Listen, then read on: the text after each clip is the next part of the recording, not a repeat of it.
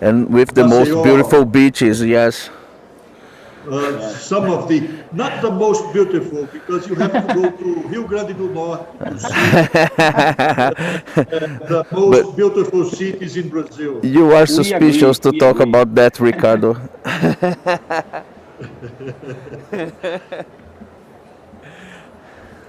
But Maceió is the second beautiful city in Brazil. Be careful, or I will put Rio in this discussion. Oh, yeah.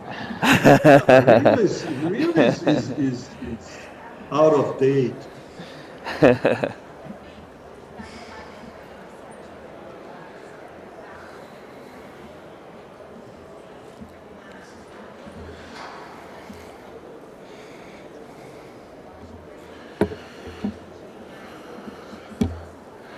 Ricardo, parou o vazamento para você de outra sessão? Tá tudo ok? Não, eu estou ouvindo você encerrar outra. Não estou conseguindo entender. Não, eu não estou encerrando. Não, mas tá engraçado porque assim, eu tô com fone de ouvido aqui e não estou escutando outra sessão. Aqui tá funcionando bem. Aí eu não sei o que está acontecendo para estar vazando. Agora está resolvido. Beleza, beleza. Que é uma quantidade de tecnologia, quando eu junto com a turma da tecnologia ali, eu fico até perdido. Que é tanto botão. Agora está resolvido. Beleza, vamos ver se funciona. E, enfim, por enquanto, eu não estou vendo a tela de vocês, tá? Eu não estou vendo vocês nesse momento, daqui a pouco eu vou ver aqui na... Você está no plenário. É, isso, eu estou no plenário. Tem muita gente no plenário? Não muita, mas só para você ter uma ideia, ontem também não tinha muita no plenário aqui que eu estava, mas chegou no final do dia, já tinha 200 visualizações já da apresentação na internet. Então aqui provavelmente vamos ter umas 20, 30 pessoas, né? Mas com pouco tempo, certeza que isso vai rodar. Porque está tudo sendo gravado, está sendo gravado em português e em inglês, e no caso de hoje também será em espanhol. Tá? Então isso vai ficar disponível no YouTube da associação, da BR Hidro. Ontem eu ouvi o professor Kelman, ficou muito bom. Não, achei que a sessão de ontem foi bem legal, de muito alto nível, e tenho certeza que a de hoje também será. E a de amanhã também. Amanhã nós vamos falar sobre Covid-19, monitoramento, também com pessoas do Brasil e de fora do Brasil, trazendo experiências aí e aprendizagens com o que tem acontecido. Bom, vamos lá, faltam 2 minutos, com calma, daqui a pouquinho a gente começa. Mas qualquer problema vocês falem aí para a gente tentar, a nossa turma aqui técnica está acompanhando tudo e eles passam, enfim, tentam resolver no momento que acontecer. Então já deve estar aberto para vocês poderem compartilhar a tela, entrar no momento que vocês desejarem, tá? Para que a gente possa, enfim, usando toda essa tecnologia, a gente fazer funcionar a coisa. Diga, Ricardo. Eu não tenho apresentação. Ótimo, sem problema. Sem problema.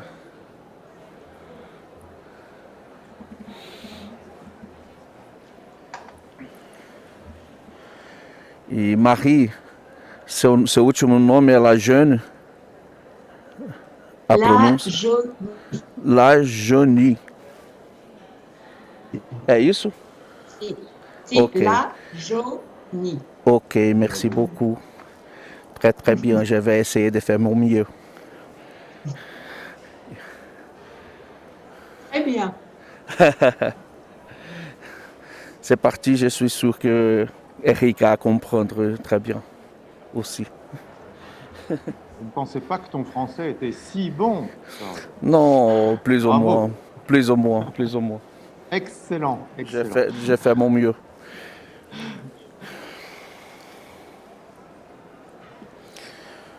Bom, vamos começar agora a sessão relacionada, né, da sessão paralela ou do evento paralelo Rumo a Dakar2022. É um evento que está sendo organizado em parceria entre a BR Hidro e o Conselho Mundial da Água, do qual muitos dos parceiros brasileiros aqui fazem parte. E a ideia desse evento é trazer um pouco da experiência ou uma pequena amostra do que nós temos no Fórum Mundial da Água. No que pese a gente teve o Fórum Mundial aqui em 2018 no Brasil, mas talvez alguns não tenham participado. Nós teremos o Fórum também agora, o 9º Fórum, o 8º Fórum foi no Brasil em 2018. Teremos o 9º Fórum em Dakar, no Senegal, em março de 2022. E, enfim, esperamos encontrá-los por lá. E a ideia aqui é trazer um pouco dessa experiência, dessa troca de experiências também que o Fórum Mundial e o Conselho promovem pelo mundo. Afinal, é muito provavelmente a maior rede de instituições, a gente está falando de 400, em torno de 400 instituições do mundo todo que fazem parte dessa rede, mas do Fórum são quase 1.000 instituições, 5.000 pessoas, só entre os apresentadores, né, e as pessoas que trazem essas experiências e essa troca acaba sendo fundamental para que a gente possa resolver os problemas do mundo relacionados à água. E o fato da gente ter um fórum também na África é algo também que chama a atenção, né? Porque a gente está levando ao fórum onde existem muitos problemas e muitos desafios a serem vencidos. E mais conflitos entre países têm se tornado também, né, acerca da água.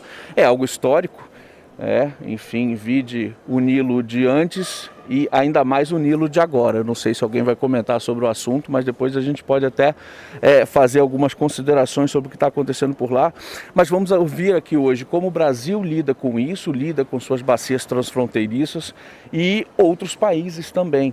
Então teremos na mesa de hoje a Ana, representada pelo amigo Ricardo Andrade, né, que enfim é um grande conhecedor do tema, né? O Brasil que tem aí suas divisas, depois com certeza ele vai comentar isso com mais detalhes. Temos a presença também de Suzanne Schmeier, do Instituto de Delft, na Holanda, que trabalha no departamento de Direito pela Água, o direito da água relacionado a recursos hídricos e diplomacia. Então vejam que nível que a gente está chegando nessas discussões. O termo hidrodiplomacia tem estado na pauta de vários países e a gente está falando aí de mais de uma centena de países no mundo, um grande percentual da população do mundo envolvido com problemas relacionados aos recursos hídricos. Depois teremos também a experiência do Banco Mundial, que tem participado ativamente de vários desses processos de gestão em bacias transfronteiriças. Teremos a Marie-Laure Lajoni e pelo Banco Mundial, né? Obrigado, Marie, pela presença, e também a presença do amigo já de longa data, uma participação muito ativa também no Conselho, assim como o Banco Mundial, a Ana. O Eric, hoje ele preside a rede internacional de organismos de bacia, né? E também tem sido uma pessoa muito atuante, não só nesse tema, mas também na parte das soluções baseadas na natureza e outros temas importantes e relevantes no mundo da água. Vocês veem aí na programação, nós temos também a presença do Benedito Braga, que vai chegar um pouco depois, porque ele está numa outra conferência nesse momento, tá? E o nosso grande amigo também, Valmir Pedrosa, que tem trabalhado muito com o conflito pelo uso da água no Brasil, né? Enfim, um grande especialista sobre o tema, será o nosso debatedor. E ao final o Braga deve chegar para fazer alguns comentários também e trazer essa visão dele e do Conselho Mundial da Água a respeito do tema. Afinal, o Braga foi presidente do Conselho até recentemente e é engraçado porque eu estou vendo o professor Braga ali, que a sessão que ele está participando está na nossa frente. Ele está em tela também. Mas, enfim, então gostaria de passar a palavra já ao Ricardo. Ricardo, você tem 15 minutos para a sua apresentação, ou até 15 minutos, e um bom evento para todos aí. A gente vai ficar controlando o tempo, fazendo esse papel um pouco chato, mas com certeza teremos um debate de alto nível aqui sobre esse tema dos conflitos pelo uso da água e a hidrodiplomacia pelo mundo. Ricardo, a palavra está com você.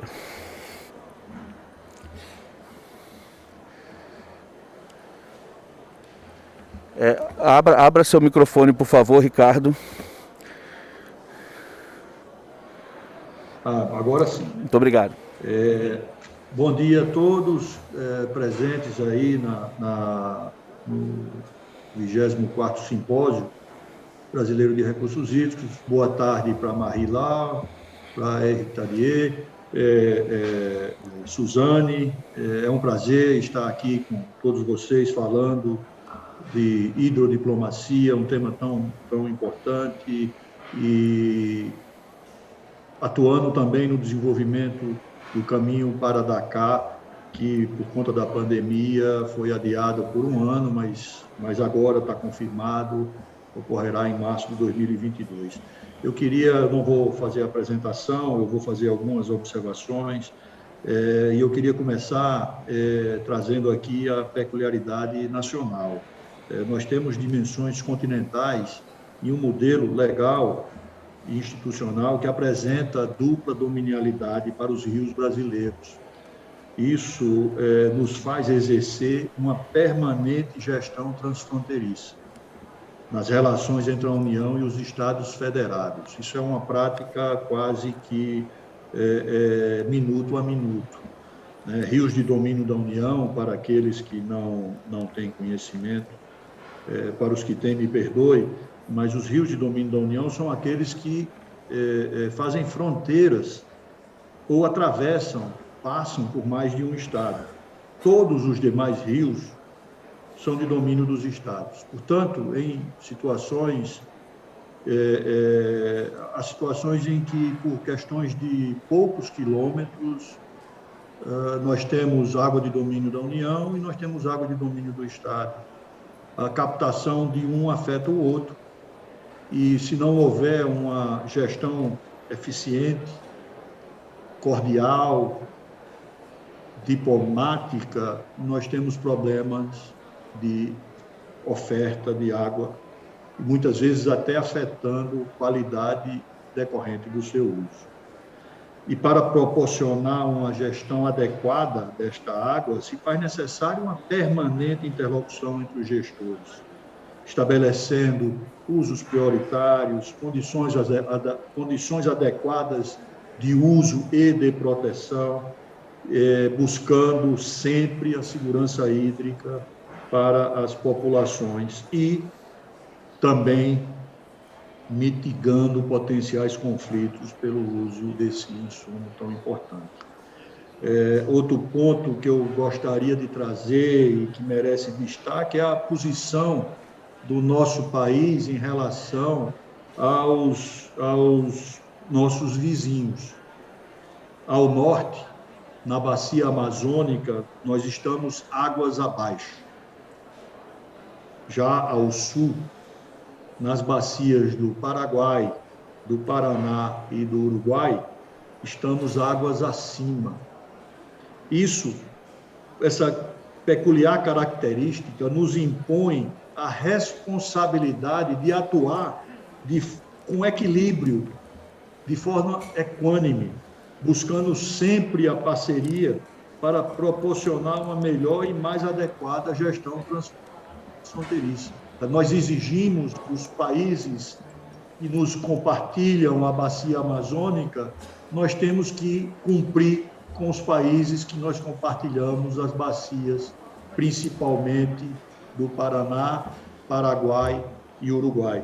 Portanto, não é simplesmente um discurso. O que nós queremos ao norte, nós temos que oferecer ao sul. Isso faz com que o Brasil tenha buscado fortalecer relações com os países vizinhos, ampliando o conhecimento e aprimorando os instrumentos de governança. São várias as iniciativas. Vou mencionar aqui muito resumidamente 3 atuações. Eu destaco a nossa participação no sistema aquífero Guarani, que a partir de um projeto financiado com a participação da OEA, financiado pelo GEF, estudou o aquífero que é compartilhado entre o Brasil, Argentina, Uruguai e Paraguai. Esse principal aquífero da América do Sul, até recentemente, o SIC Plata, que trata de questões no Rio da Plata, e em especial, eu acho que esse talvez seja o grande momento que nós vivemos na gestão transfronteiriça, é a nossa participação no projeto de iniciativa da OTCA, da Organização de Tratado de Cooperação Amazônica, que congrega os 8 países da bacia, onde desenvolvemos ações para o fortalecimento do marco institucional dos países, planejamento e ações estratégicas para proteção e gestão dos recursos hídricos. E aí é importante que não somente os recursos hídricos superficiais, mas também os recursos hídricos subterrâneos, sempre buscando uma gestão de caráter regional, local e nacional, preservando aí as soberanias, preservando a cultura local, preservando as características que lá residem. Essas iniciativas são realizadas não somente as nacionais como as internacionais, são realizadas no estrito respeito à nossa lei. E a nossa lei traz os princípios da descentralização e participação. Portanto, nossas decisões são descentralizadas e participativas.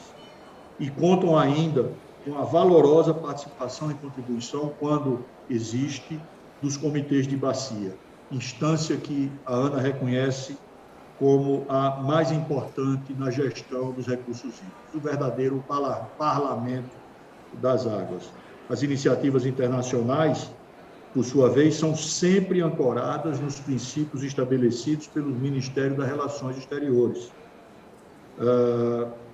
que, somados aos princípios da legislação nacional, nos orienta. E o Ministério das Relações Exteriores, eu não posso deixar de mencionar aqui a sua agência de cooperação, que são parceiros presentes nas mobilizações, nas negociações e nas decisões. Contamos ainda, e quero aqui fazer um agradecimento especial, contamos ainda com o apoio permanente do GEF, do Global Environment Facility, do Banco Mundial, do BID e, como já mencionado, da OTCA. É complicado você mencionar algumas instituições. Eu poderia passar mais tempo aqui. Estou me lembrando agora, por exemplo, da OEA, que nos ajudou no SIC Plata e no Guarani. Nós podemos falar da CAF, que é um parceiro importante no desenvolvimento de estudos. Mas isso é característica individual de cada projeto. Eu, caminhando aqui já, Jorge, para os meus comentários finais, quero trazer aqui nosso entendimento que a hidrodiplomacia ela e se apresenta como a mais eficiente ferramenta de cooperação, de fortalecimento da gestão de recursos hídricos superficiais e subterrâneos, transfronteiriços, e, portanto, ela propicia um ambiente de geração de conhecimento, de compartilhamento de informações e de experiências. E, sobretudo, a partir da experiência que nós tivemos na realização do 8º Fórum Mundial da Água, entre outras, de confiança. Um exemplo de sucesso de hidrodiplomacia pode ser mencionado na iniciativa liderada pela OTCA e pelas instituições técnicas e diplomáticas dos diversos países da bacia, dos 8 países da bacia. Foi por meio dessa iniciativa que foi possível fortalecer a cooperação transfronteiriça nesta bacia. Foi possível, a partir dessa iniciativa, consolidar a base de conhecimento para a gestão sustentável da Amazônia e desenvolver um planejamento estratégico para as águas superficiais. Nós estamos iniciando agora para as águas subterrâneas, considerando os aspectos culturais, técnicos, científicos, institucionais, financeiros, legais, para a sua proteção ambiental e sua gestão sustentável, ampliando a capacidade dos países de, individualmente e em conjunto, enfrentar as mudanças climáticas e os eventos extremos. Resultou também, como eu já mencionei, numa proposta para realizar estudos visando a gestão sustentável integrada não somente das águas superficiais, mas também do aquífero Amazonas, estudado já na porção brasileira e que já dá sinais claros de seu potencial maior do que o Guarani, e que para a porção transfronteiriça atualmente encontra-se em fase de detalhamento de suas atividades e que tem uma proposta apresentada ao GEF para o seu financiamento. A hidrodiplomacia também nos apresenta uma oportunidade para exercer a plenitude da segurança hídrica para a paz e o desenvolvimento, tema central do 9º Fórum Mundial da Água, que será realizado, como já mencionei, em março de 2022, na cidade de Dakar, Senegal. O Fórum Mundial da Água é um evento peculiar. Como já mencionado por Jorge, é um evento que reúne parlamentares, acadêmicos, cientistas, jornalistas, diplomatas, no caso brasileiro, juristas. Nós tivemos a participação do judiciário na nossa edição, e em especial, e mais importante, da sociedade civil, do usuário da água. Esse evento permitirá, no contexto técnico, político e institucional, compartilhar ideias, boas práticas, soluções, benefícios para a utilização da água e, de forma mais geral e ampla, ações entre as nações. Portanto, não tenho nenhuma dúvida de que o 9º Fórum Mundial da Água será importante palco para que a hidrodiplomacia seja exercida na sua plenitude. Eu desejo sucesso à organização do 9º Fórum Mundial da Água, tenho certeza que será um evento marcante para a história do Conselho Mundial da Água e com isso eu encerro as minhas palavras, me colocando à disposição para eventuais questionamentos que venham a surgir. Muito obrigado e devolvo a palavra a você, Jorge, e obrigado aí pelas palavras de introdução. Muito obrigado, Ricardo. E lembrando que o Senegal também, enfim, acho que foi ontem que fez 50 anos de aniversário, o grande comitê que eles têm lá, 4 países envolvendo o próprio Senegal, para discutir essa questão da água e o fazem muito bem. Mas, enfim, vamos passar agora para a próxima palestra. Muito obrigado, Ricardo. Vamos, Marie, por favor, você tem até 15 minutos. A Suzane ainda não entrou na sessão, mas estamos aguardando aqui, tentando contato com ela lá na Holanda para ver se ela entra. Mas vamos tocando a sessão. Tá bom, Marie, a palavra está com você. Você tem até 15 minutos para a sua intervenção. Muito obrigado. Muito obrigada, boa tarde. Vou fazer a minha apresentação em inglês. Muito obrigada.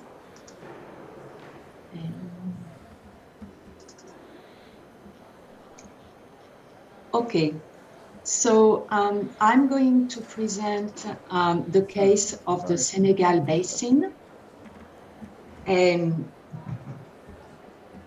Basically, the transboundary mechanism and strategies that have been developed for the member states to commonly develop and manage their shared water resources.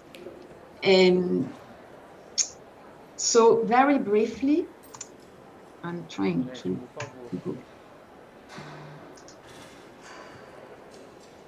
Sorry, I have issues to move the slides. So I don't know. Okay. So very briefly, the Senegal River Basin is shared basically by 4 countries, which are Guinea, Mali, Mauritania, and Senegal. And this is one of the most important river basins in West Africa, not only because of its size, but mostly because of the socioeconomic benefits that are derived from the use of the water resources of this basin for its member states. So this is basically key to the food security in the sub-region with large irrigation schemes and flood recession agriculture.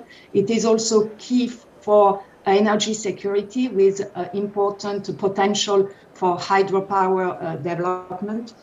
It is also very important because this is the main water source for 2 big metropolis, the capital of Mauritania in Nouakchott and the capital of Senegal in Dakar, and also many other towns and villages along the river and its tributaries. And it is also important for mining production and eventually for navigation, which interests mostly Mali, which is a landlocked country, and which could give it free access to the Atlantic Ocean.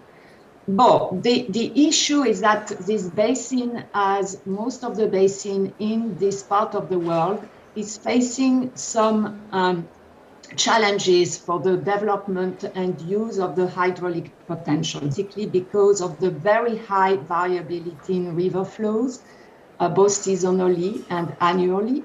And that therefore, and in that particular case, particularly in the dry season and in dry years, that conduce to the intrusion of salt up to 250 kilometers inland, which of course limit tremendously the use of its water.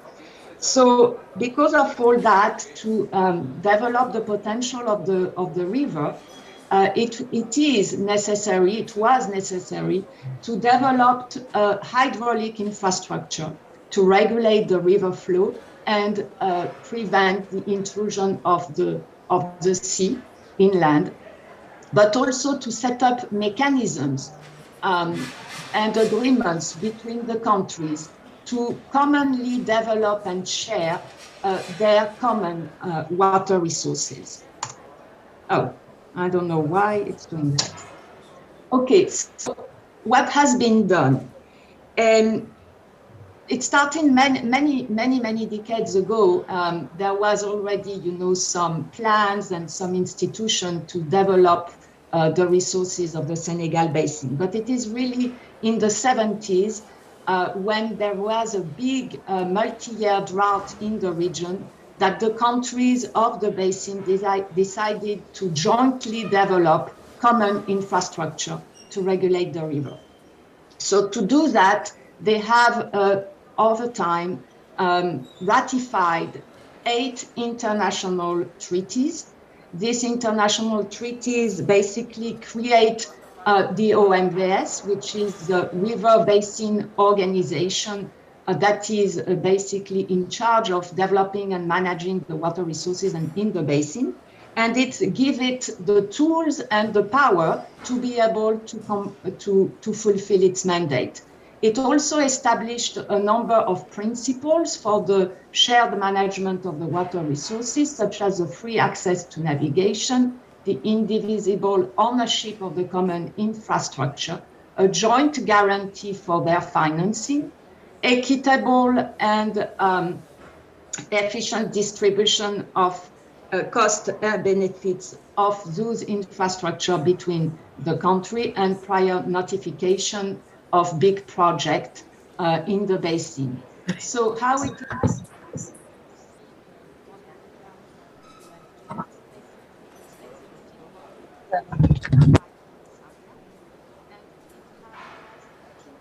Você está ouvindo ela? Estou ouvindo ela.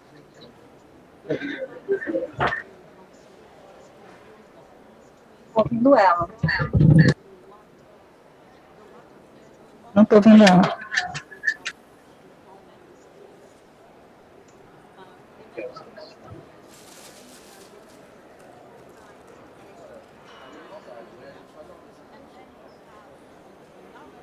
which is a conference of the head of state.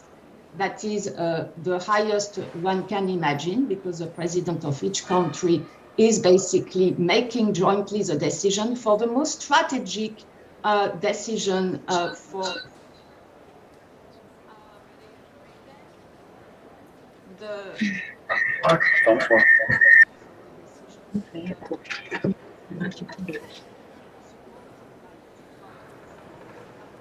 Ouvindo ela. Tá vendo eco aqui? Tá dando eco. Tá dando eco. Tô ouvindo você. Tô ouvindo você.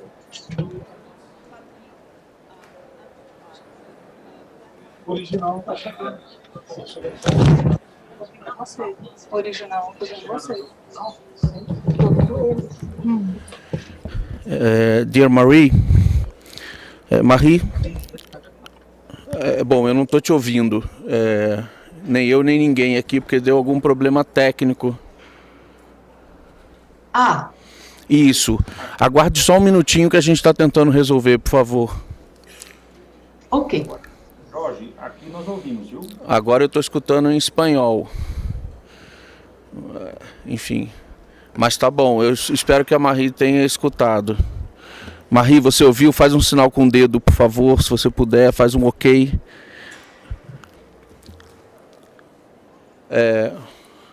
Obrigado. Eu vou pedir para a equipe técnica aqui que me avise quando a gente puder continuar, por favor. Eu posso continuar agora, se você quer. Ou espero a equipe técnica resolver um problema. O meu está no 75.5.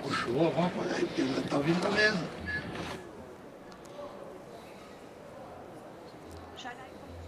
Tá ouvindo não dos dois fones?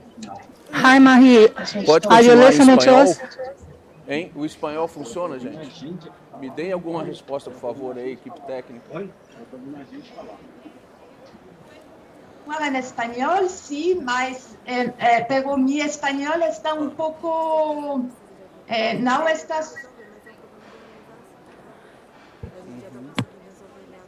Eu posso falar em espanhol. Tá.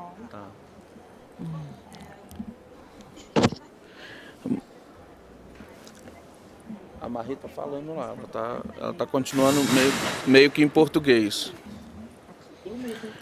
Um minutinho só, Marie, porque deu um problema aqui, porque estavam traduzindo do português para o inglês, aí na hora de traduzir do inglês para o português deu algum problema aqui na organização, também inesperado para mim. Espero. Tá bom, obrigado.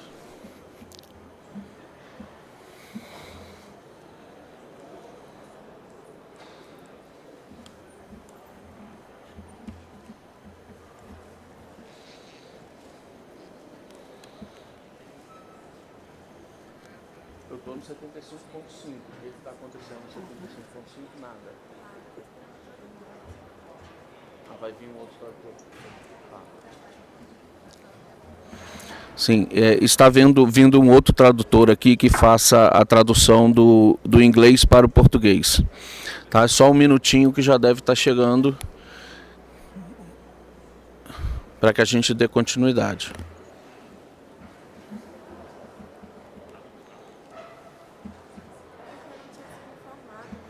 Como não? A sessão é internacional.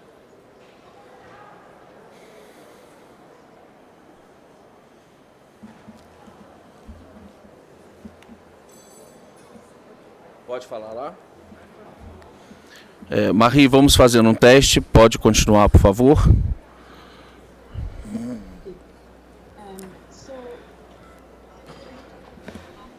Eu vou falar sobre... Não.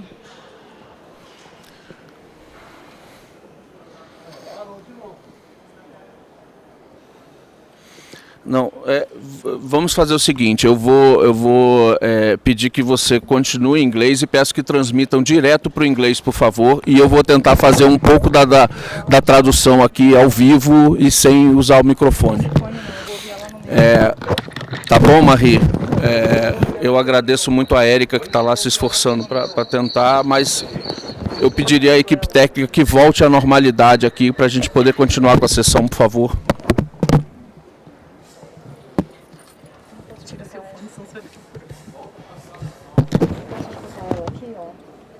Aqui no meu mesmo?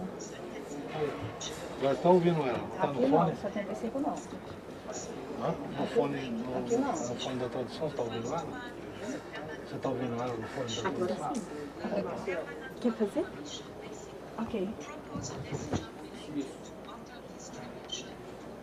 Decisões relacionadas a of an annual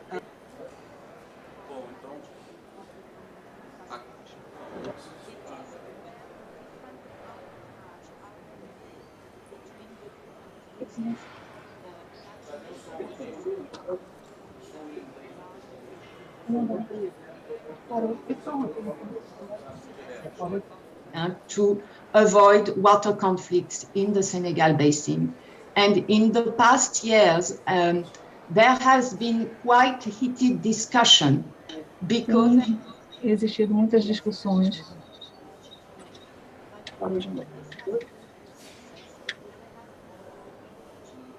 Descobrir o problema.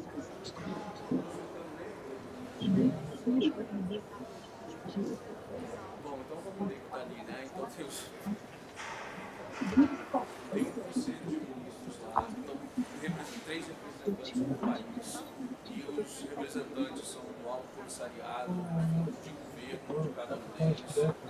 São pessoas também envolvidas com as empresas de eletricidade, a distribuição de água potável e irrigação. E tem também observadores do Conselho Ministerial. A estrutura tem um presidente, né, enfim, 4 países. it analyzed the prior notification. So, can't move the slide again.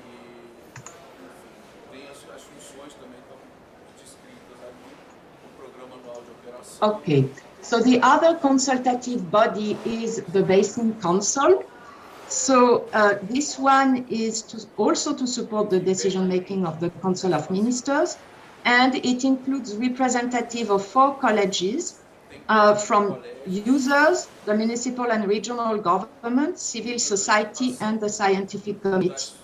This consultative body is participate in the preparation of the River Basin Plan and gives its opinion on when there is a water conflict for the annual operational program of the common infrastructure that is elaborated by the Permanent Water Commission for the prior notification, etc. They are consulted. So now I still have issues to move the slides.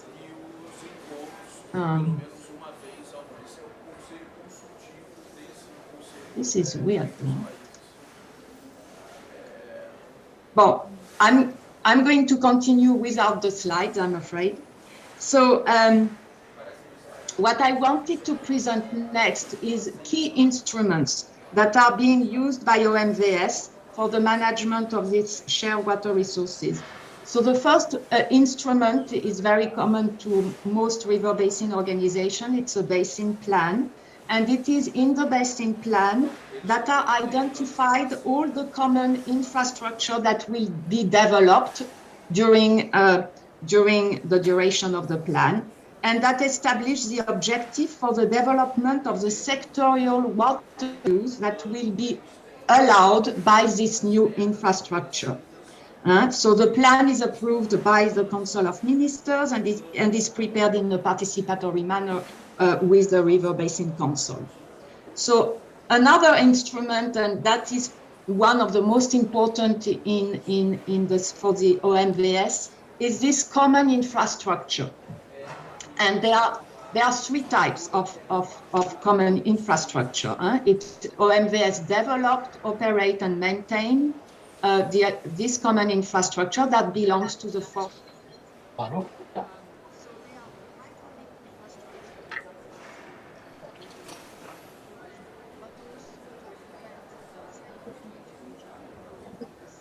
during the dry period. There is also all the infrastructure related to the production and transmission of energy, of hydropower. And there is also infrastructure that have not been developed yet, which is basically to make navigable the Senegal Basin from the port of Saint-Louis up to Mali.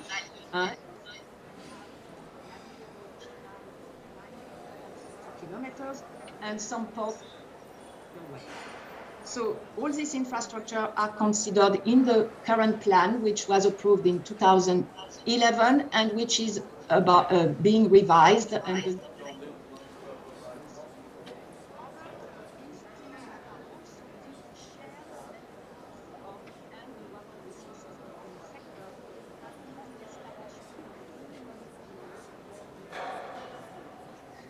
the minimum flows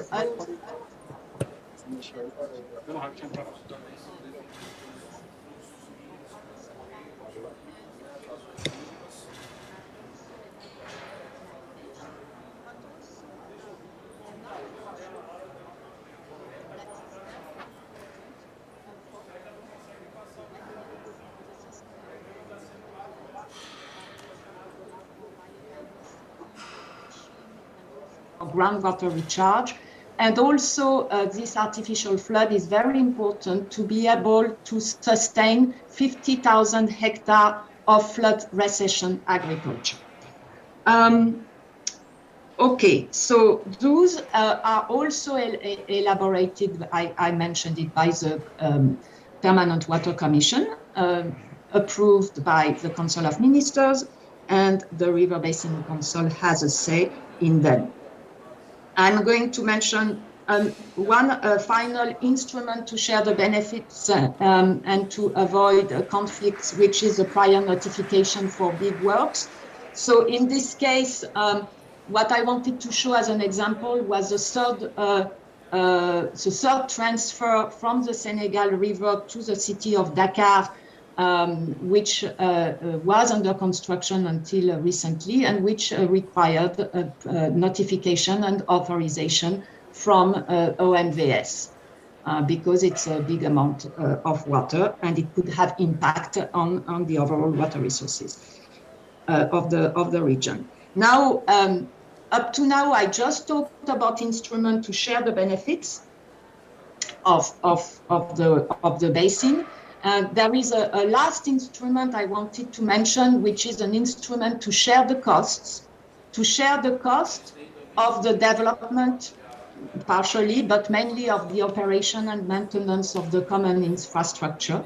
So there is what they call an allocation key that has been approved by the head of states. It should be revised, but the countries have not been able to agree on how to revise it. But basically, this key is to share the cost between the country, establish the rules, and it is linked to the establishment of the tariff for the sale of energy and for the end of the tariff for the sale of bulk water, of regulated bulk water supply. In addition to that, this is not enough to finance OMVS. You have national contribution from the countries to basically finance the Haut Commissariat, and you have a lot of development partners, donors, and also banks such as the World Bank, who have been lending to the countries, and those are the countries that have reimbursed most of the loan. Voila, so in conclusion, OMVS is always cited as an exemplary river basin organization because of all the concrete and very valuable benefits that it gives to the countries and the users of the basin.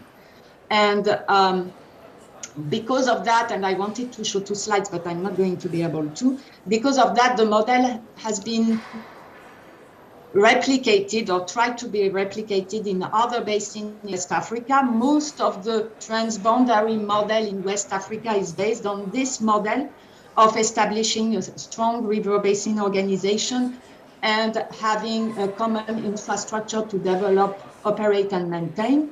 But I wanted to show that also, unfortunately, it's only OMVS that has been able to reach this level of operationality of the model, basically. No other country has been able, no other basin in the sub-region has been able to develop, operate, and maintain shared infrastructure, which is really the core of the functioning of the OMVS.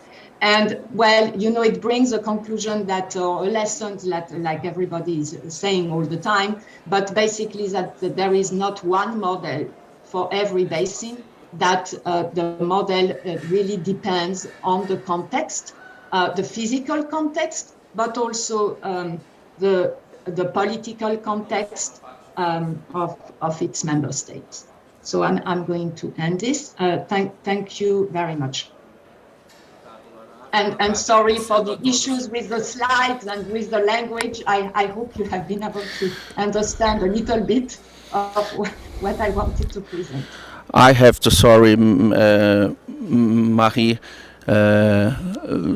Bom, a situação aqui, eu tentei traduzir um pouco do que você falou, talvez não tenha conseguido passar tudo, mas me parece que também, eu não sei se vale a pena você sair e entrar novamente na sessão, porque me parece que o seu computador travou, eu não sei, eles estão falando que o problema talvez tenha sido aí, não em relação à língua, esse foi um problema daqui mesmo, mas em relação ao repasse ou à apresentação dos slides. Mas muito obrigado, Marie, obrigado pelo esforço também diante dessas dificuldades técnicas que nós tivemos ao longo da apresentação. Eu passaria agora a palavra ao Eric, e Eric, se você conseguir fazê-la em espanhol, ou em portunhol, ou em fransunhol, enfim, alguma coisa misturada, talvez seja melhor do que eu ficar tentando traduzir aqui ao vivo a sua apresentação, mas se tiver dificuldade muito grande, não tem problema. A gente tenta também aqui, com base na sua apresentação e tentando escutá-lo também, ajudar na tradução para as pessoas que estão aqui. Tá bom, Eric, a palavra é sua, você tem até 15 minutos, por favor. Muchas gracias. Yo voy a comprobar hacer esta presentación en español, pero espero su indulgencia para Eric. Mi español. Ah, ok. Sí. E voy a Eric, nós não estamos... Bom, porque estamos sim. Eu que estou sem o fone, que eu estou todo enrolado aqui. Mas vamos lá. Obrigado, Eric. Sí, ¿todo bien? Tá, tudo bem. Obrigado. Ok, perfecto. Entonces voy a continuar en español. Y voy a... E eu vou... Não, deixa ele falar em espanhol. Deixa ele falar em espanhol. Agora tá sem som. O espanhol ou uma língua que me parece... Não, está perfeito, está funcionando. Muito obrigado, Eric. Ok, perfecto. Entonces... No voy a elegir un ejemplo, pero diferentes principios para la gestión transfronteriza de los recursos hídricos. Draw me a ship, en inglés, dibújame una oveja. Es una alusión a una parte común de nuestra historia entre Europa y Latinoamérica. Que tenemos que encontrar dentro de esta box sobre una hidrodiplomacia, sobre una gestión integrada de los recursos hídricos entre diferentes países. Entonces, no voy a describir completamente una lista de soluciones, pero voy a elegir dos dos asuntos específicos que me parecen particularmente importantes para el éxito de una gestión transfronteriza. El primer asunto es los sistemas de información sobre el agua y la participación. Son dos asuntos que mis predecesores ya mencionan.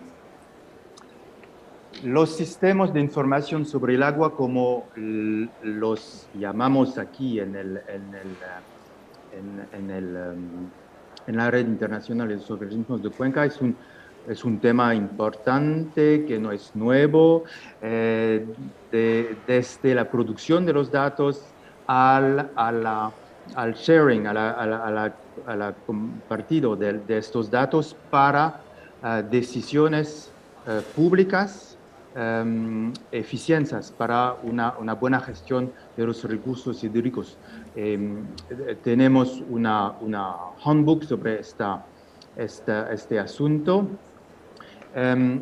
El problema es que hay muchos productores diferentes de estos datos que dependen de los diferentes usos de los recursos hídricos, y es muy importante conocer los recursos y también los usos, porque si es necesario equilibrar el uso de los recursos hídricos, es importante conocer no solo los recursos, pero también los usos.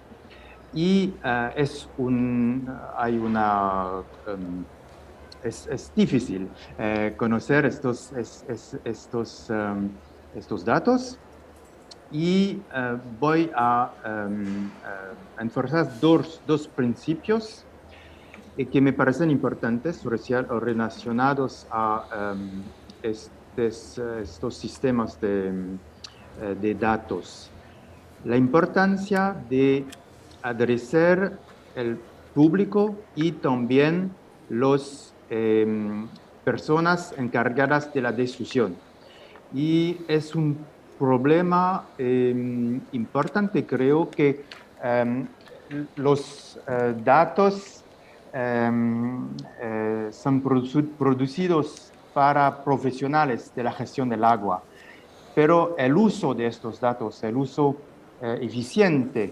más eficiente de estos datos, aparece cuando podemos realmente utilizar los datos para una comunicación con el público, con los utilizadores finales, que no es fácil para nosotros que somos técnicos, y de otra parte es muy importante movilizar estos datos, estas redes de monitoring para ayudar a la decisión pública. Y en un contexto transfronterizo es más importante obtener este tipo de resultados. Otra idea más simple es que ahora tenemos todas las técnicas, todas las soluciones para evitar un sistema completamente centralizado dentro de un país. Puede ser un problema, pero sabemos que entre diferentes países, dentro de una cuenca transfronteriza, es un problema para los países completamente dar sus datos dentro de un sistema centralizado. Podemos explicar a los países, a los responsables dentro de cada país, que no es necesario, podemos organizar un sistema descentralizado. Cada país, cada organización puede conservar sus datos, pero lo que es importante es que todos los otros socios saben que estos datos existen y que se pueden utilizar. Y me parece un aspecto importante para una gestión transfronteriza. Un ejemplo en Latinoamérica es un proyecto que estamos implementando entre Brasil y Francia, la Guyana francesa, y con la cuenca del Oyapock, que es una cuenca transfronteriza entre dos países, y otra dirección, la cuenca del Maroni, entre Francia y Surinam. Y en este proyecto estamos trabajando sobre este aspecto del sharing, del compartimiento de los datos. Y el mes pasado tuvimos un evento muy importante para dos países sobre la cuenca del Maroni. Francia y Surinam instalaron una nueva estación de monitoring hidrológica sobre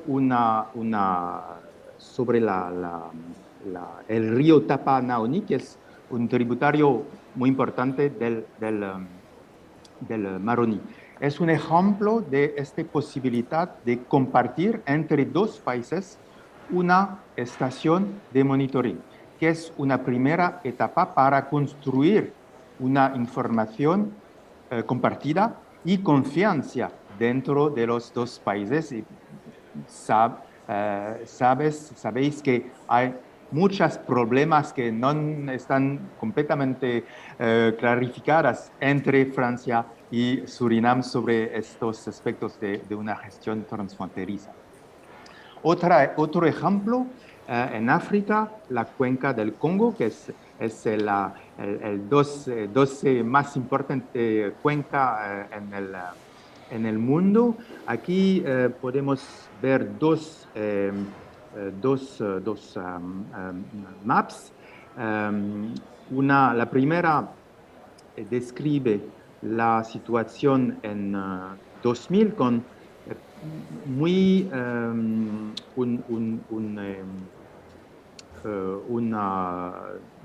número con solamente 8 estaciones de monitoring hidrológicas, y usando nuevas tecnologías con las tecnologías espaciales, ¿sí? se dice como si en español, podemos combinar estaciones underground, sobre el terreno, y también modelos usando un nuevo satélite de observación que se llama SWOT.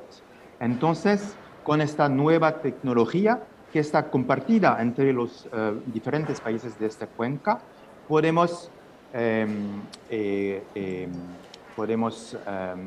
mejorar mucho las posibilidades de observación, de monitoring de la situación de los recursos hídricos dentro de esta cuenca. Segundo parte de mi presentación, participación. Ricardo ya menciona algunos aspectos relacionados a este tema. Hay muchas diferentes posibilidades abordar este tema de la participación, y voy a elegir algunos ejemplos también. Es importante coordinar los diferentes tipos de usos del agua, agricultura, energía, la salud, industria, la preservación de los ecosistemas acuáticos. Es una preocupación central para diseñar los mecanismos de participación. En un contexto transfronterizo, que en este ejemplo es el caso del río Danubio en Europa, que es una cuenca muy complicada con con 19 diferentes países que componen esta cuenca. Eligieron organizar grupos de expertos con diferentes temas de trabajo. Es un método para unificar una visión entre expertos, para compartir el trabajo entre diferentes países. Es una posibilidad de participación. También hay posibilidades más institucionales entre países, entre las instituciones públicas de estos países. Aquí, pero no tengo tiempo para developar, es el ejemplo de otro proyecto europeo entre 6 diferentes países europeos que tienen cuencas transfronterizas y con un trabajo común de elaboración step by step de nuevas políticas públicas para una gestión transfronteriza. Aquí, back in Latinoamérica, un ejemplo en Bolivia. Estamos implementando este proyecto con las colegas de 2 diferentes ministerios en Bolivia. Es sobre la implementación de principios, de políticas de gestión integrada de los recursos hídricos en Bolivia y particularmente en 2 cuencas pilotos, y una de esas cuencas es el río Cochac. Esta una parte de la gran cuenca de la Amazonia. Mi mensaje aquí es que una gestión transfronteriza necesita absolutamente implementación al nivel nacional. Una condición de éxito de una gestión transfronteriza es que dentro de cada país hay capacidades suficientes para implementar lo que es necesario a nivel transfronterizo. Aquí es el ejemplo del río Senegal, que Marilo ya describió mucho profundamente, que también tiene mecanismos de participación del público, de asociación del público, de las poblaciones en los diferentes países para participar a la elaboración de los documentos de planificación. Participación para mí también representa la capacidad de incluir no solamente los aspectos directamente relacionados a la gestión de los recursos hídricos, pero también mecanismos para preservación de los ecosistemas acuáticos. Y en este ejemplo menciono una iniciativa del Consejo Mundial del Agua sobre la importancia de las relaciones entre seguridad del agua y seguridad ecología. Sabemos que la relación entre estos dos aspectos es muy importante y hemos preparado una declaración, una iniciativa sobre este tema, y espero que muchos socios hoy van a entrar y participar de esta iniciativa. Para concluir sobre este aspecto, hay la relación entre una cuenca transfronteriza en nuestro caso, y las ciudades. Las ciudades son puntos singulares para la gestión de los recursos hídricos para diferentes razones, lo sabemos. Y creo que es necesario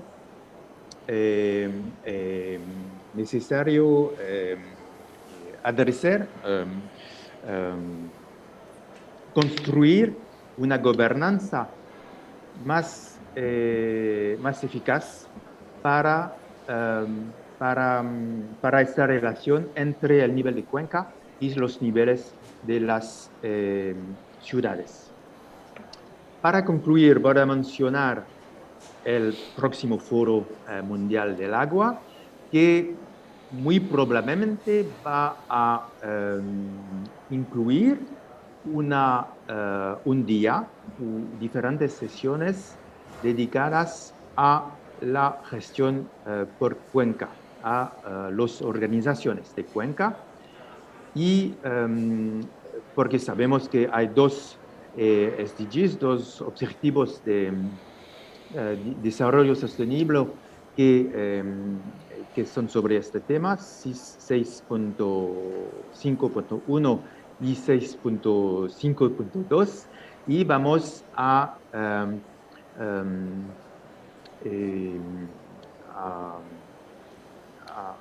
trabajar sobre dos aspectos de esta gestión por cuenca: los aspectos transfronterizos, porque sabemos, especialmente en el caso del país Senegal y del río Senegal, que la gestión transfronteriza es un aspecto muy importante para la región África, pero también vamos a trabajar sobre los casos de las cuencas nacionales, que son plataformas de diálogo entre diferentes usuarios de los recursos hídricos. En las semanas meses que vienen, vamos a difundir más información sobre la organización de este día durante el Fórum Mundial del Agua. Muchas gracias por su atención. Muito obrigado, Eric. Muito obrigado pelo esforço também de falar em espanhol. Acho que todo mundo aqui conseguiu entender muito bem. A Suzane Schmeier chegou da nossa sessão também. Agora eu vou passar a palavra para ela, só fazer uma pequena introdução, que o Ricardo Andrade falou um pouco sobre o caso brasileiro e as suas interlocuções. Em algumas bacias nós somos águas acima, outras estamos águas abaixo, estamos falando de grandes bacias, como a Amazônica e a bacia do Paraná, que são bacias realmente muito grandes, envolvendo muitos países. Depois a Marie falou sobre o caso do Rio Senegal, que é um caso já clássico, né? Enfim, depois até comentado um pouco pelo Eric também. E o Eric trouxe algumas ferramentas, estrutura, falou também da questão da governança e a importância disso para a gestão desses rios compartilhados e também da estrutura de dados, né, que foi comentado, acho que por todos, toda a questão de infraestrutura e governança que a gente precisa ter, principalmente nesses acordos internacionais que regem a gestão dos recursos hídricos em bacias transfronteiriças. Então, Suzane, você tem, enfim, em torno de 15 minutos, até 15 minutos para fazer sua intervenção. Muito obrigado por sua participação. Então, com vocês agora, eu passo a palavra a Suzane Schmeier.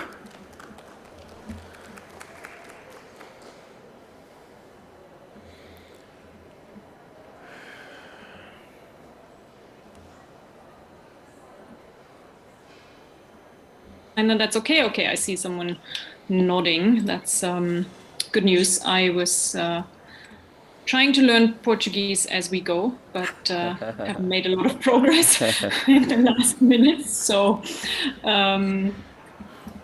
let me continue in English. You should see my presentation in a second. I hope. Can you see my presentation? Yes. Okay, yes, great. yes. Yeah, after we've heard these, perfect, thank you.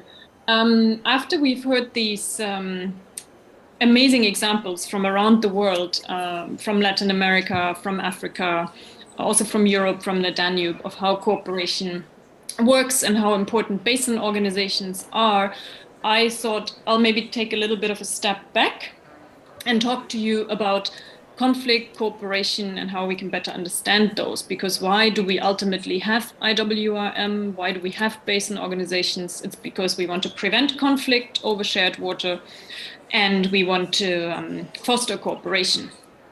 So just very briefly, you all know that the world's water resources are not only limited, most of them being found in the oceans, but they're also, as you can see on the right, extremely unevenly distributed. So on the right, you see a map of the world as it would look like if we based it on water availability and not on the normal sort of continental outlines. Things become even more difficult or more complex because a lot of these waters around the world are actually transboundary in nature. So they're being shared by two or very often more countries. And this is how the world would look like if we looked at it from a basin perspective instead of a country perspective. So as a consequence of this, a lot of people believe that transboundary water resources or shared water resources lead to conflict. And here you just see some of the many, many headlines that the last years have seen in all sorts of media. So there's talk about water crisis, water wars, water conflicts, but also the need for water diplomacy. And indeed, it does happen that conflict occurs between states over shared water resources. So we've all seen examples. Think of the Aral Sea Basin, for example, where the upstream country, Tajikistan, had planned and has indeed implemented the building of a dam that downstream Uzbekistan was very concerned about, and therefore at some point even was threatening to go to war against Tajikistan over that dam. You might be aware of conflicts in the Mekong, where also an upstream country, Laos, started building dams on the mainstream. The first one, the Sayaburi Dam in 2010, and then more as the years passed, also raising concerns in the downstream states, with downstream states, Vietnam and Cambodia, at some point considering taking this to the International Court of Justice. The Nile River is maybe one of the most recent ones, the conflict between Ethiopia and Egypt over the Grand Ethiopian Renaissance Dam. Here also we've seen the downstream countries threatening the upstream country with war. Or another one that is quite hot but not discussed very often is the Helmand and the Hari-Rud rivers between Afghanistan and Iran, where there have been great concerns in Iran over water abstraction and water storage in Afghanistan, to an extent that Afghanistan has accused Iran of financing terrorist troops to actually blow up dams because some of the dam construction sites have been attacked, have been blown up. But these, and I think that is really important to know, are extremes. These by no means reflect reality, which means that a lot of the headlines that we see are actually wrong. Conflicts can take many, many different forms. And what I think is the most important is to notice is that in formas, mais importante é saber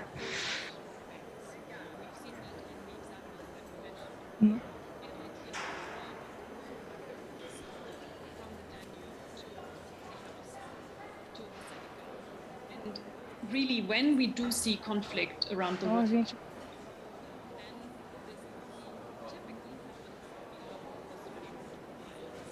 Mostly when countries interact over water, that interaction is cooperative.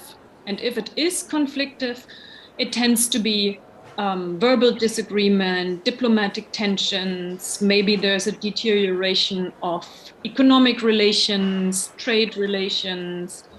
And also what research shows us, and I find that particularly interesting, is that conflicts happen to a large extent in specific regions around the world. The Middle East has seen a much bigger share of water conflict than other regions.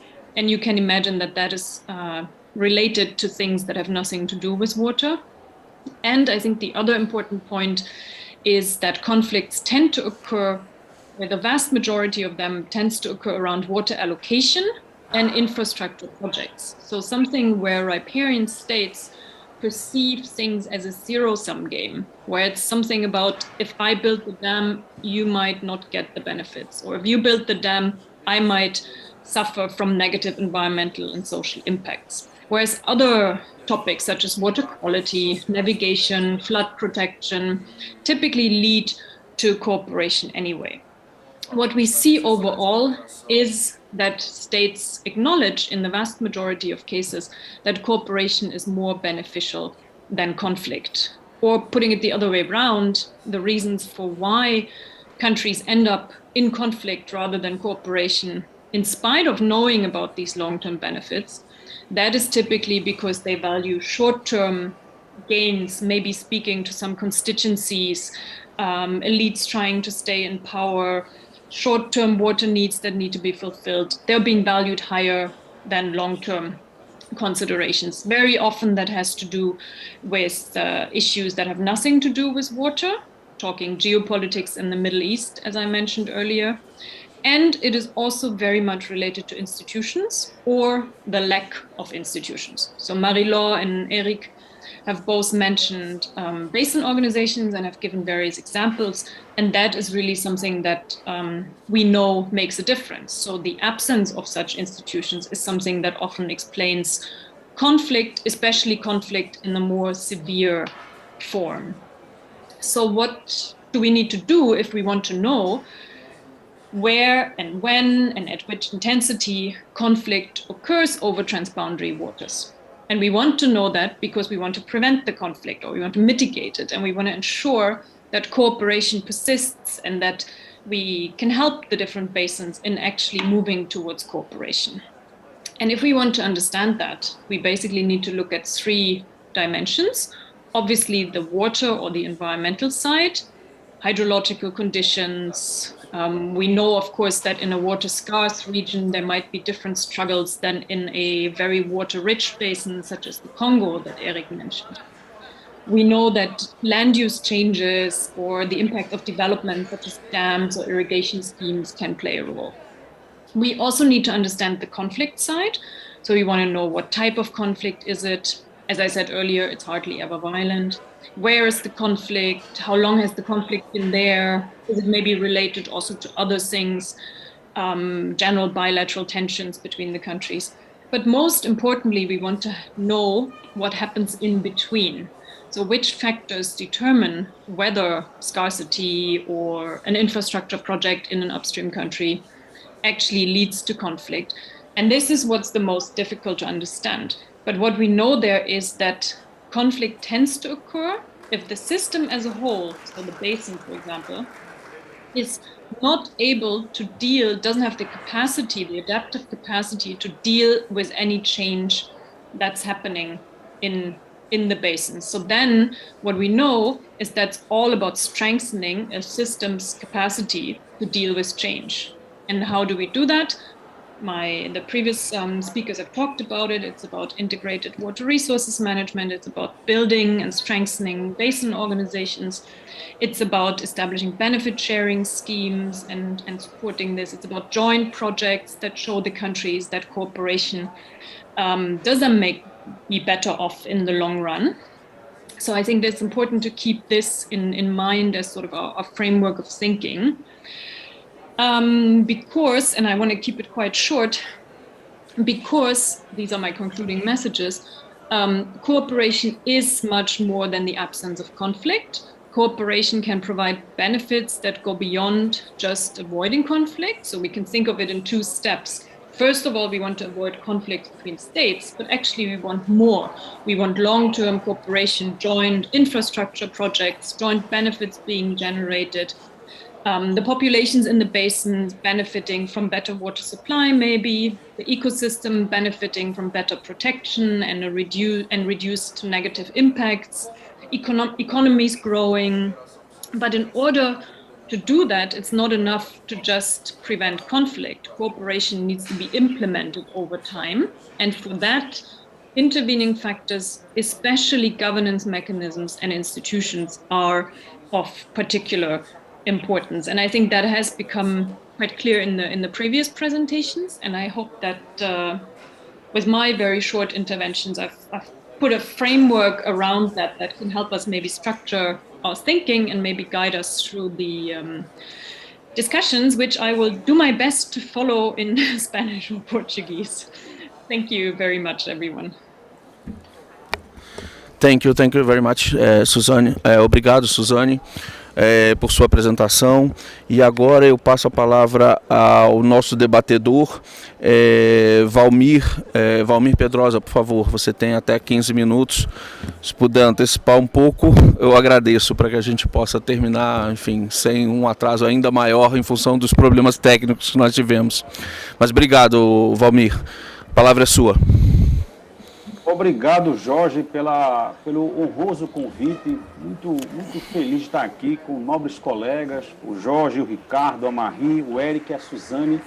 Muito obrigado. Eu amo esse assunto, sou apaixonado. Eu ficaria horas e horas sem sair da cadeira ouvindo vocês. Vou fazer uma breve revisão do que me chamou a atenção. A nossa colega Marie trouxe um caso muito curioso, né, do rio Senegal. As complexidades de 4 países articularem infraestruturas comuns para gerar energia elétrica, controlar a navegação, controlar enchentes e atendimento às cidades, dividindo benefícios e custos. Meu colega Ricardo vai concordar. A dificuldade, né, de você armar uma estrutura institucional, né, e financeira para você financiar obras entre 4 países.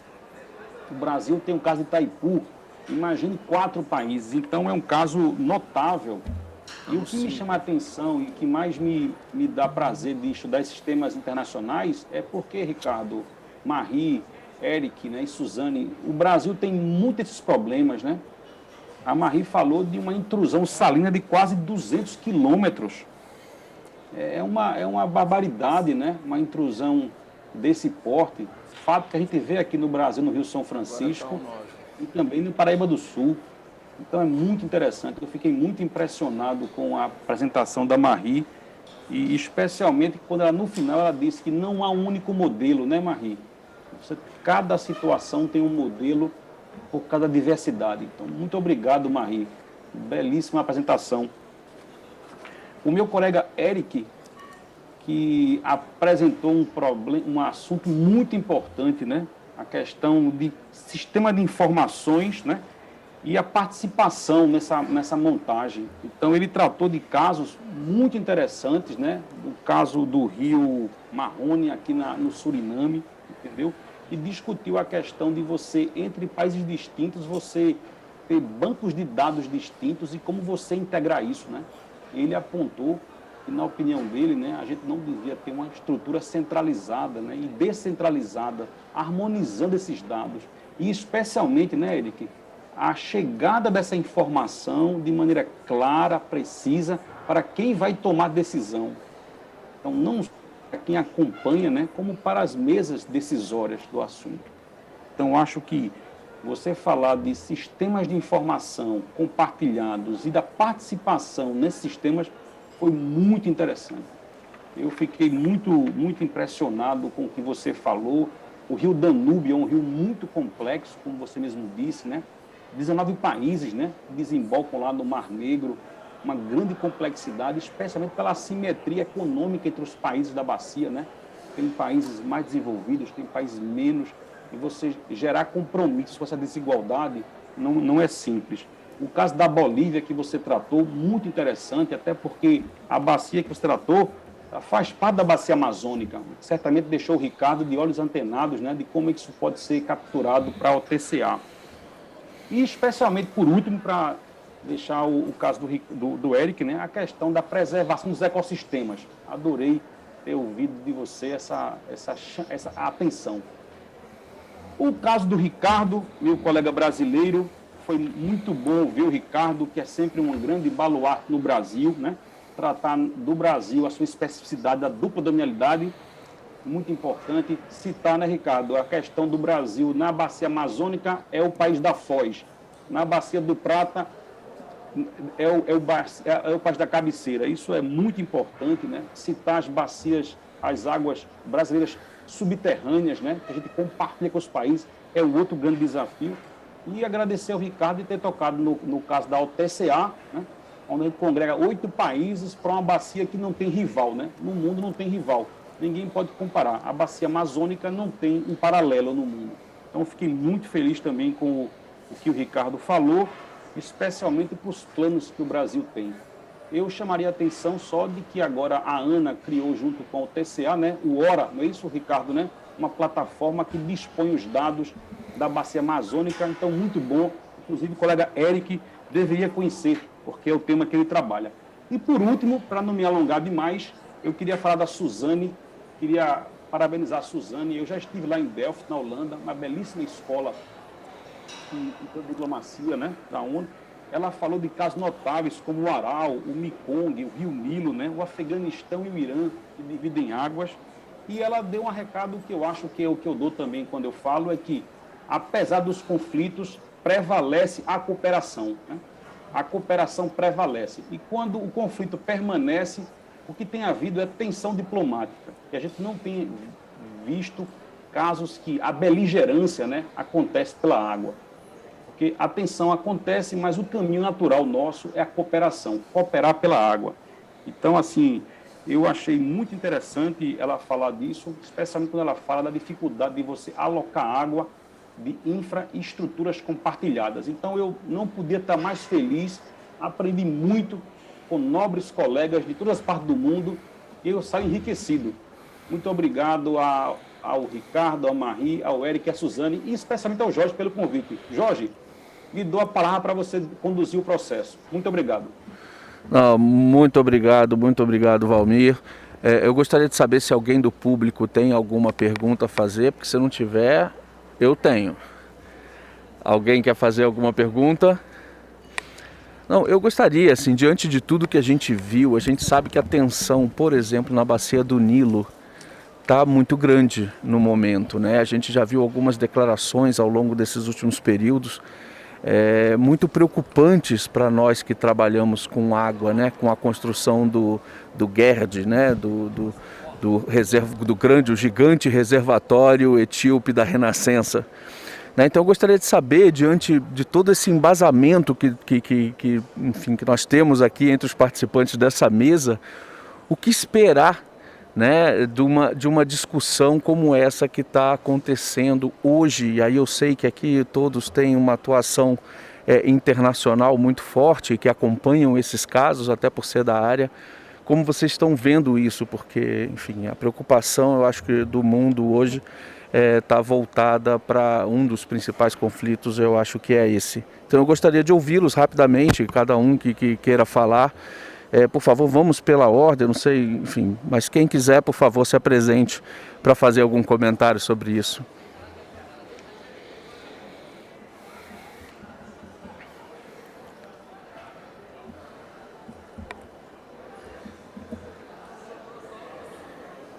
E se ninguém aparecer, eu vou dominar.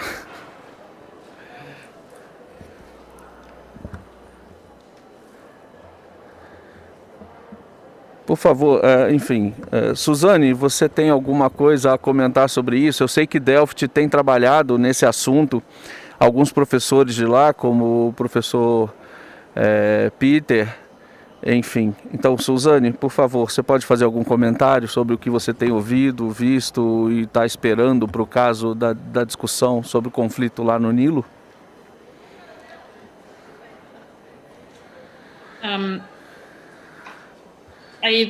From what I could understand was that was a yes, question to me I made a question. Nile. Yes, about the Nile. I just make a question for you about the Nile and the situation there, because I know that Delft is, we have some groups in Delft working with that. Yeah. So my Portuguese is improving. I could understand parts of the question. Yes, we are at IHE working on various aspects of the Nile conflict. I think what's probably important to note here is that the dynamic of the conflict has really changed in the last years. I mean, first it was very much about Egypt entirely opposing the dam. This has, of course, passed. I mean, that train has left, we could say, because the dam is being constructed, the filling is actually underway. So the dynamic of the conflict, but also the negotiations that are indeed still going on, has changed quite a bit. It has moved from no dam to how does the filling work, over how many years will the filling be spread in order to limit the potential negative impacts on Egypt, how can the intensity of each rainy season be taken into consideration when planning the filling. And the negotiation is also moving towards the operation, because what will ultimately determine whether there are impacts on Egypt or not, and whether they're positive or negative, and how negative they are, is how Ethiopia will manage the dam in the long run.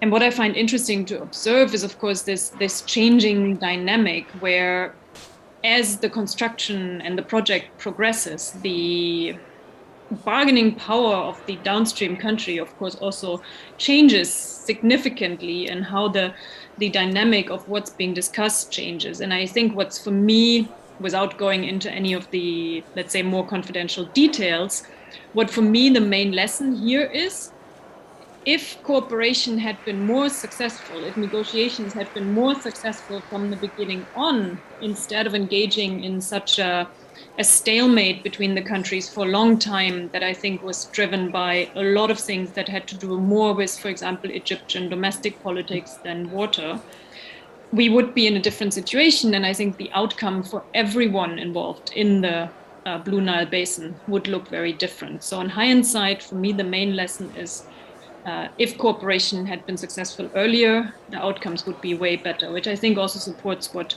the other speakers in this session here have said. It's really about cooperation, coming up with benefit sharing schemes early on.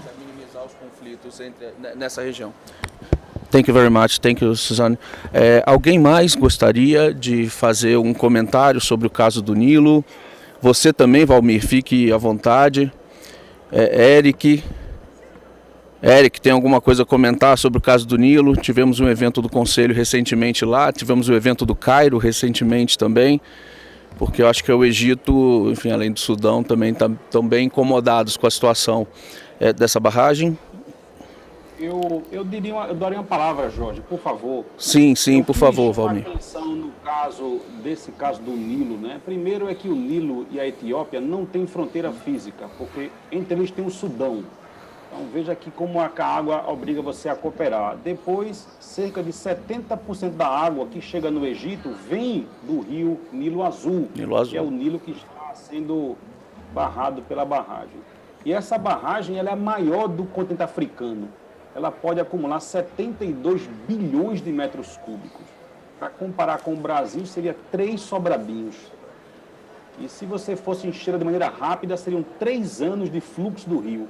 Então, dá para você notar a tensão que há no ar em você exigir, né, uma cooperação para que essa barragem seja operada em comum acordo entre os países. Esse é um caso que você escolheu bem, notável, que deve ser bem acompanhado por nós. E é interessante, né? Obrigado, Valmir, que foi uma decisão unilateral, né? Realmente, como bem disse a Suzane, se a cooperação tivesse iniciado antes, né? E aí vem também a autonomia dos países, que é uma outra coisa importante no âmbito dessa discussão, né? Você pensar que o próprio Etiópia está construindo isso para o desenvolvimento da região, irrigação, energia, piscicultura e algumas outras atividades, e isso impacta rio abaixo numa região também histórica, né? Se a gente for falar de margem do Nilo, né? Enfim, que é enfim, tem um dito, né? Que é alguma coisa, a dádiva do Egito, o Nilo, né? Então tem até uma coisa histórica do tempo da Bíblia para a gente discutir esse assunto. Então eu diria realmente, eu andei estudando sobre ele também e fiquei muito impressionado de como as coisas têm evoluído, inclusive alguns movimentos bélicos acontecendo na região. E isso nos preocupa muito, isso traz muita preocupação. Ricardo, Eric, querem fazer algum comentário? Senão eu perguntaria aqui, um minutinho só. O Benedito Braga entrou? Não. O Braga, eu acho que teve um problema, não conseguiu entrar na nossa sessão.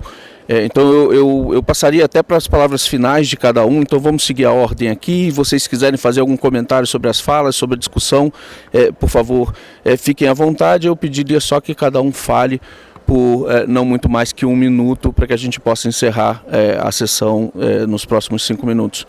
Por favor, Ricardo. Bom, eu agradeço aos colegas pelas brilhantes apresentações. Faço aqui voz aos comentários do professor Valmir, muito ricas, aprendizado imenso. Parabenizar, Jorge, o Conselho Mundial da Água e a Associação Brasileira de Recursos Hídricos pela iniciativa de trazer o marco do caminho para Dakar, quando estaremos reunidos para discutir temas desta magnitude, num ambiente, como mencionado na minha fala, propício, trazendo aí diversos atores que não necessariamente militam no tema da água, mas estarão todos concentrados em discutir esse tema tão relevante. Parabéns a todos, muito obrigado pelo convite e que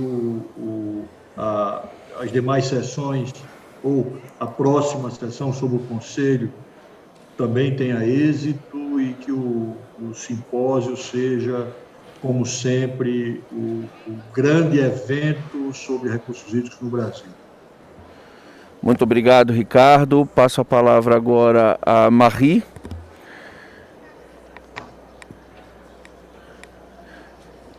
Thank you very much. First of all, I'd like to thank everybody to have invited the World Bank and me to this session. Transboundary water is a topic that the World Bank is very active on, and that is becoming more and more important with increased water use over the world and climate change that is reducing the availability of water, making it more and more variable.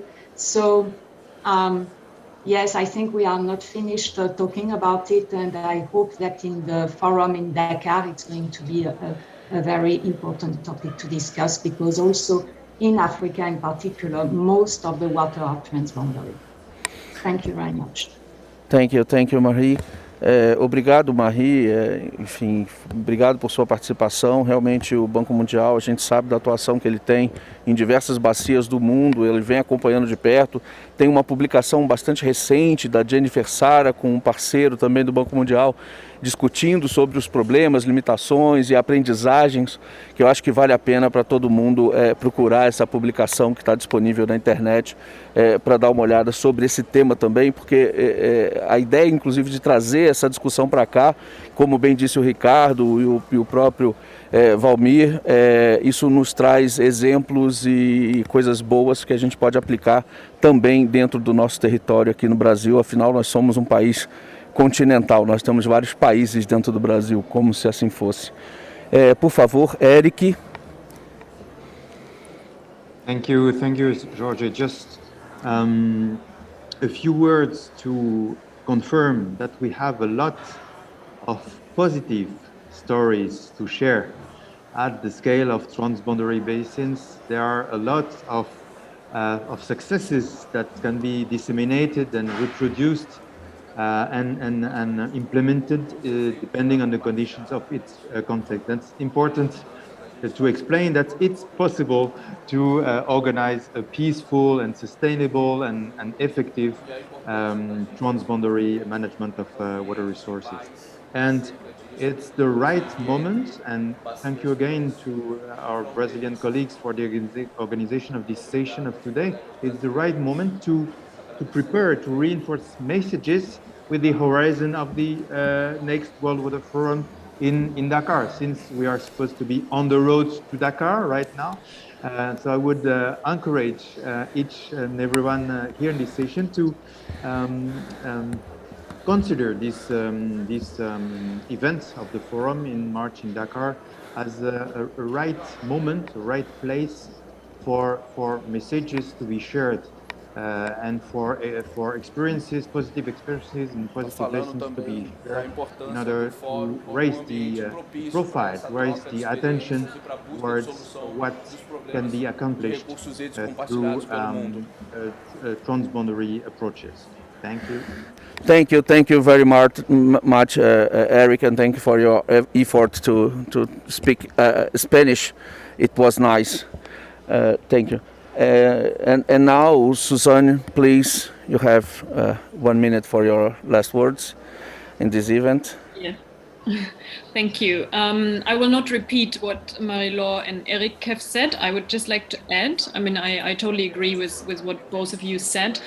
My addition would be that while we do have a lot of success stories and we have quite a good understanding how we can foster cooperation, I think it's important to ensure that everyone understands this. And everyone, I mean, not only governments, but also stakeholders, communities, different stakeholders who are involved, also the ones outside of the water sector. And I'm not only talking diplomats in Ministry of Foreign Affairs, but also ministries of energy, Ministry of Agriculture, so the ones who take decisions that might ultimately impact water resources and maybe lead to conflict or lead to situations where we forgo opportunities for cooperation. And I think that the forum in Dakar, but also events such as the one today, are really a great opportunity to share that knowledge, because only if we take everyone along, even those who might not, like us, be the ones who already believe in transboundary cooperation, only then will actually be able to make a difference in the future. Thank you. Thank you very much, Suzanne. And now, for finishing, Valmir, por favor, a palavra é sua. Eu ia só agradecer ao Jorge pela gentileza e pelo convite. Adorei a manhã, riquíssima. Um abraço para a Suzane, para o Eric, para o Ricardo e para a Marie. Prazer estar com vocês. Grande abraço. Muito obrigado, Valmir. Então, para finalizar, gostaria de agradecer demais a todos. Gostaria de pedir desculpa em nome da organização aqui, com os problemas técnicos que nós tivemos, mas eu acho que quem participou da sessão aqui conseguiu pegar o espírito e a importância da gente trabalhar junto, de ter uma abertura para cooperação nos conflitos pelo uso da água, não diria nem só nos transfronteiriços, mas em todos eles, e que trabalhando junto acaba que os conflitos são manejáveis e a gente consegue ultrapassá-los, gerando o maior benefício possível para a nossa sociedade. Então agradeço a todos pela participação, agradeço vocês pela disponibilidade de tempo, nossos palestrantes, e ao Valmir, que foi nosso debatedor, e uma boa tarde a todos. Muito obrigado. E nos vemos no Fórum Mundial da Água. Obrigado, bye bye. Obrigado, gracias. Bye. Thank you. Bye. Bye, thank you. Bye, thank you. Tchau. Marie. Sim.